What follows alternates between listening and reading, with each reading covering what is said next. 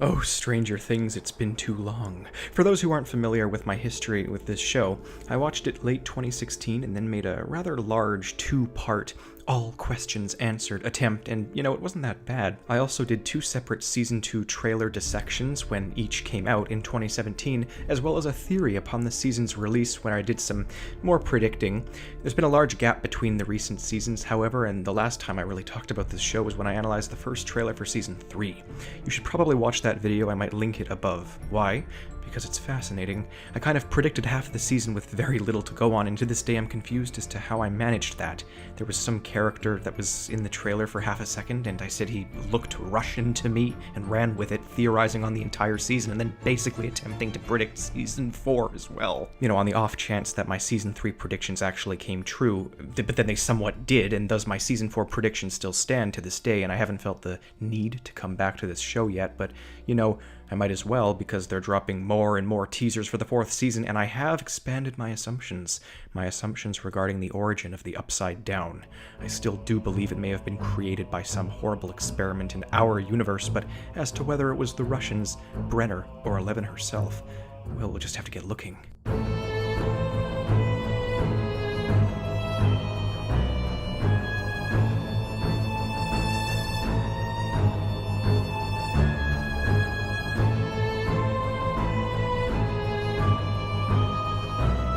Hello, I'm the Theorizer. I've tweeted many mini-theories ever since the third season came out, and I did review it on my channel during a stint of experimental content.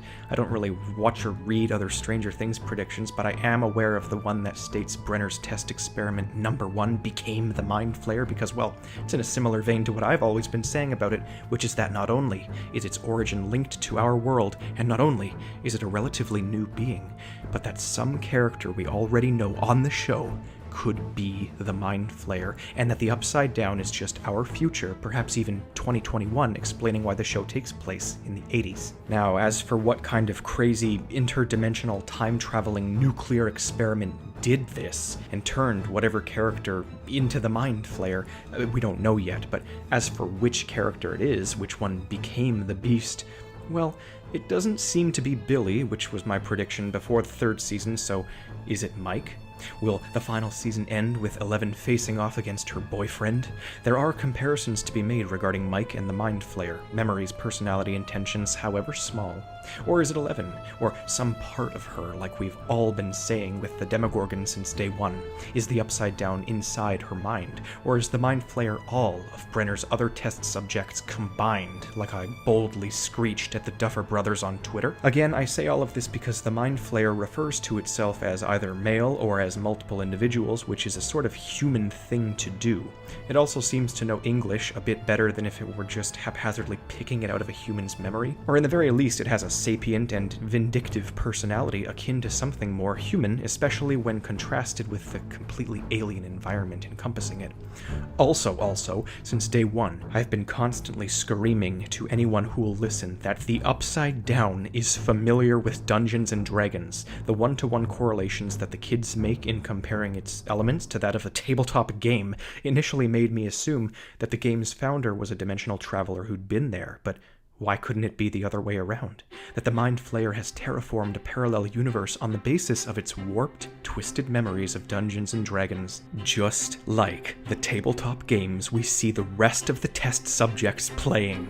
Oh, chills have entered the chat indeed. Bet, Duffers, bet. Okay, so those are my updated guesses as to the Mindflayer's identity as it currently stands, assuming my human origin theory is even remotely accurate. Let's get to the topic everyone's eager to maybe or maybe not discuss: Hopper.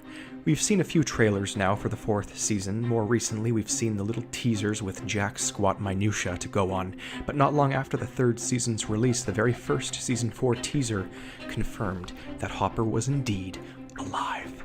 That teaser was necessary when it was necessary, but I think, and have thought since seeing Season 3's post-credits scene, that the American in the Russian cell next to the Demogorgon is not Hopper. I am not alone in this, but people seem to have dropped the notion after the, in my opinion, rather misleading Hopper teaser trailer was uploaded. You see, Ray, that dude 8 and 11 attacked in the notorious Lost Sister episode, he confirmed that Brenner is still alive. And as a matter of fact, Matthew Modine is going to be in Season 4.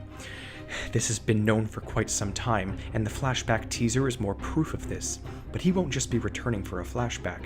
It's been vigorously hinted at that he'll be a part of the present plotline of the show, and not just judging from what was learnt from the assault on Ray Carroll either, let me tell you. And try to take this all in, okay? It's going to be quick and densely worded. I believe in the mere possibility that the end credits scene from Season 3 was in fact a flashback to before the first season, explaining why they didn't give a timestamp as they do every other instance, which would also make sense considering the flashbacks also seen in the teaser, implying a backstory to Brenner and the Russians, which would also make logical sense regarding the rather coincidental events in Season 1, say, I don't know, spying on a Russian and then suddenly just so happening to see an alien from a netherworld right there, and then link full circle into the present plotline of the show.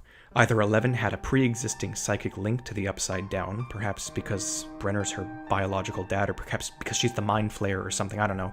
Or Eleven didn't have a pre-existing link, which means the Russians planted that and planned all of Season 1 with their trained Demogorgon. Both are equally intriguing ideas I've been formulating for years, but even if it's not connected in quite that way, I tend to think generally one of two things. Either Brenner was taken in and a part of this Russian insanity since before the first season, and the whole Upside Down tearing open and everything behind his motivation. That's what we're seeing here in a flashback post-credit scene. He's a part of the Russian stuff.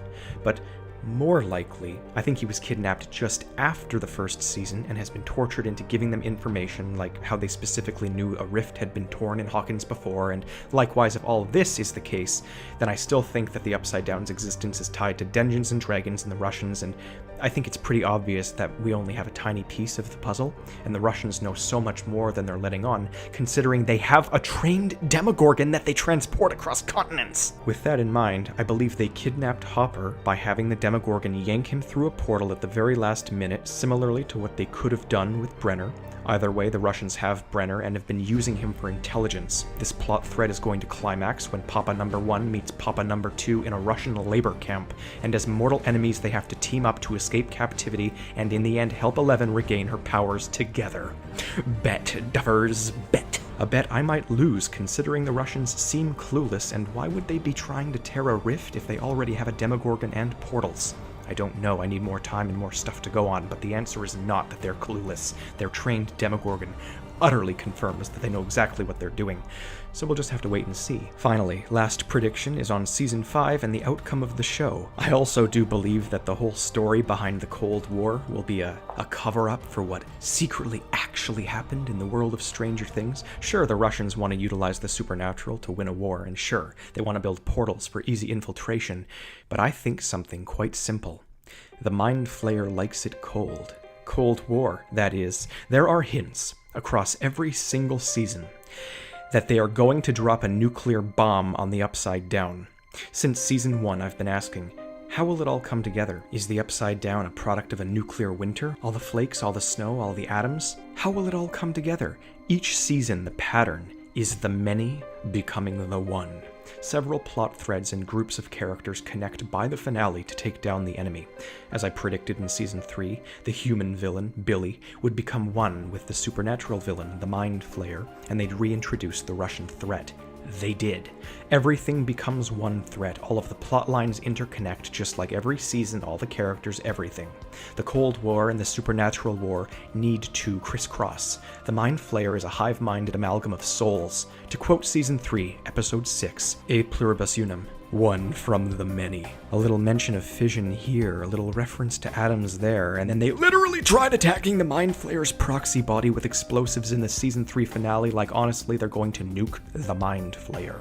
It's the natural progression of the converging plot threads. It'll be some big dramatic scene with a sacrifice, and then the result will be the Chernobyl incident is a cover-up for the biggest interdimensional conspiracy in history. A cover-up exactly like the previous two seasons end with cover-ups as well, foreshadowing the big one. In Season 5, the Russians will be pitted against the Americans and then have to team up like Brenner did with Hopper in the Season 4 that hasn't even happened yet, and we'll get the usual, the exciting, the spooky. Bet, duffers, bet. Once again, I append my statements with a massive disclaimer. I am likely wrong. Let's see where it goes, because I'm eager to get me some mindflayer backstory, and after the more jovial monster mash of a third season, you can just tell they're going to pull a Lovecraftian extraordinaire in the fourth. They have to go dark, they cannot afford to do otherwise, and as I can reveal with great delight that the cast has been confirming exactly that. They'll have to do something truly dark and dramatic, something completely unexpected. They'll have to kill a beloved character in the most gratuitous manner possible. Someone you'd think, oh, that's off the table. Someone who's young and innocent, just been promoted to the main cast, fan favorite character. Erica will become the mindflayer. They'll spend the whole season looking for the other test subjects, only to find out that they became the mindflayer. Oh, big twist. We're looking for the people to defeat the mindflayer. They are the mindflayer. Oh, big twist indeed. Then, oh wait, surprise. Who else had a D&D game but a personal connection to the main cast? A far darker realization. The Commie Crusader, Sassy Sinclair, now sinister, not dead, but the Shadow Beast itself. I only kid. Or do I? No, the Mindflayer's male. To be honest, if they're going to do the Mindflayer origin story twist, and they could make anyone the Mindflayer and it would make sense, they could do it, they could pull it off. This show seems to permit me theorizing on my own theories and predicting 2 seasons out. So if this is a 5-season show like I've been assuming, then as they say in the improv assessment compilations, honey, you've got a big storm coming. A hellfire electrical storm, that is. I also think Robin is a militaristic informant of some sort for Brenner, Owens, or the Russians. Most inclined to say Owens because of how moderately suspicious he is being the sole survivor of the Demodog assault and then showing up with the military seconds after Hopper gets kidnapped in the Season 3 finale. Sorry to drop those bombs on you, but get used to it because Season 5's bomb will be far more nuclear than my closing statements could ever hope to be. Until next time, I'm the Theorizer.